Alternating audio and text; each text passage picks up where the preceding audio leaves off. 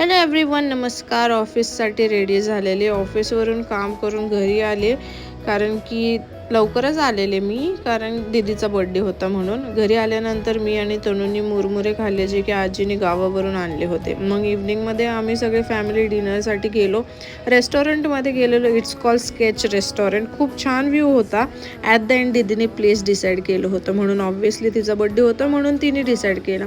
Cake आम्ही order केलं होतं झोमॅटोवरून, आणि सेलिब्रेशन केल्यानंतर आम्ही विचार केला की पेट पूजा हो जाए, म्हणून दीदीनेच ऑर्डर केलं. पहाडी कबाब ऑर्डर केलं होतं. जस्ट नॉर्मल टेस्ट केलं, एवढं मला खास वाटलं नाही कारण की हायपच नव्हती म्हणून. आणि त्याच्यानंतर आम्ही मुर्ग मुसलं मागवलं, जे की गार्लिक नानसोबत खाल्लं. ते आवडलं मला, खूप छान होतं. घरी येताना मग आम्ही आमच्या फ्रेंडला भेटलो, जे की रोजच भेटतो, आणि तो पण खुश झालेला. आणि घरी गेल्यानंतर मग थोडीफार ऑइलिंग